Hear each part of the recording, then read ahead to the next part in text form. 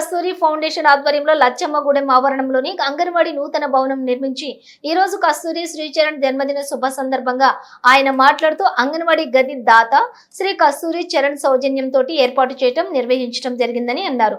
4,80,000 రూపాయల వ్యయంతో ప్రతి సంవత్సరం కూడా పుట్టినరోజు సందర్భంగా అంగన్వాడీని కట్టించి చిన్నపిల్లలకు ఆట వస్తువులు, ఫౌండేషన్ దుస్తులు ధరించి సేవా కార్యక్రమాలు నిర్వహించాలని భవన ప్రారంభ వాస్తవ వేడుకలు ఘనంగా నిర్వహించడం జరిగిందని తెలిపారు. ఈ కార్యక్రమంలోని తాజా మాజీ sarpanch Jannayi Kode Alivelu Lachaiah, anganwadi supervisor Srilatha, ANM Lakshmi, head master Purushottam Reddy, Sagar Lingam, Jannayi Kode Jaganmohan, Jakkali Raju, Jakkali Vikram, anganwadi teacher Nirupa, గ్రామ యూత్ గ్రామ పెద్దలు పాల్గొన్నారు.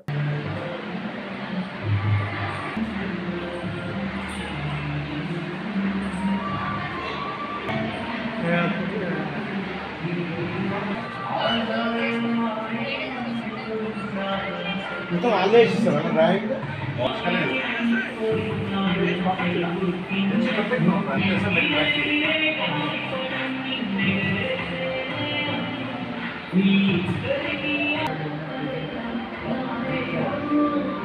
అది అప్లై చెప్తా అప్లై చేస్తారు.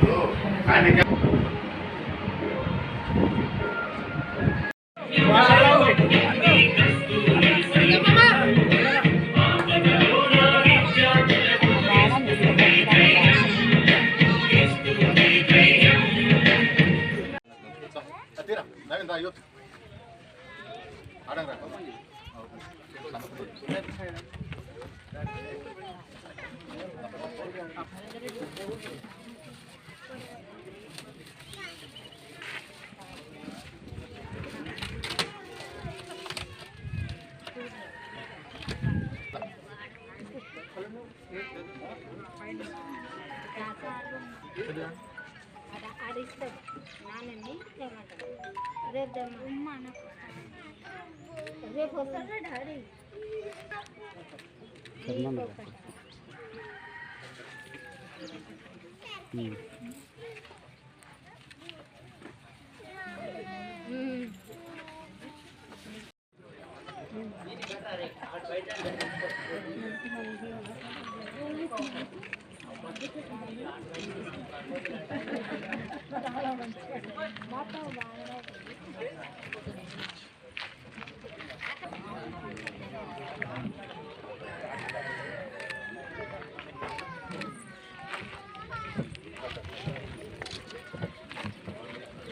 జనరల్గా మనం వాస్తవికంగా సమాజంలో చూస్తుంటే ఎవరైనా వ్యక్తులు కావచ్చు, ఎవరైనా కొంత బర్త్డే అయినా కానీ అనవసరమైన ఖర్చు ఎక్కువ ఉంటుంది.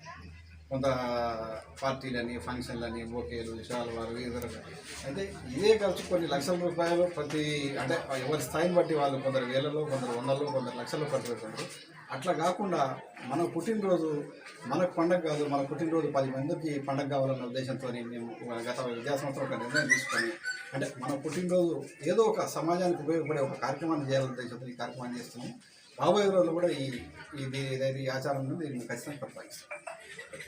ఈ విద్యా వ్యవస్థ మీదనే మీకు ఇంత పట్టుబడి మక్కువ గల కారణం అంటే మేము చాలా ఉన్నాయి కదా.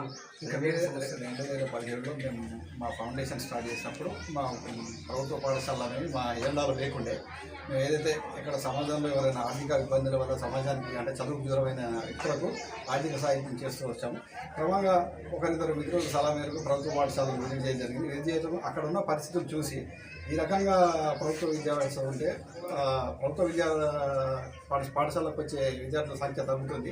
సంగతి కమీపీ ఈ పాఠశాల మూసివేయకపోతే ఒకవేళ ప్రభుత్వ పాఠశాల కనుక మూసివేయబడితే ఆ గ్రామంలో ఉన్న విద్యార్థులకు అన్యాయం చేస్తుంది. అట్లా కాకూడదని చెప్పేసి గ్రౌండ్ కింది స్థాయి నుంచి ప్రభుత్వ పాఠశాల పెద్ద కృషి చేస్తూ వస్తుంది. ఇప్పుడు ఈ మునుగోడు నియోజకవర్గంలో దాదాపు గుడిమల్కాపురం, అల్లంది లచ్చమ్మగూడెం ఈ ప్రాంతాల్లో, కోతలాపురం ఈ ప్రాంతాల్లో ఇప్పుడు నిర్మించారు కదా. ఇప్పుడు దీనిపై మీ అనుభూతి ఎట్లా ఉంది? వాళ్ళ దగ్గర అధికారుల ద్వారా స్పందన ఎట్లా ఉంది? ఈ అంగన్వాడీ కేంద్రాలు ఇప్పటివరకు మునుగోడు నియోజకవర్గం సంబంధించి ఒక 4 అంగన్వాడీ కేంద్రాలు నిర్మించడం. మొదటి మన మునుగోడు మండలం కల్వకుంట గ్రామం, ఆ తర్వాత గుడిమల్కాపురం ఒకటి, ఆ తర్వాత కోతలాపురం ఒకటి, ఇది 4వది లచ్చమ్మగూడెం ఉంది.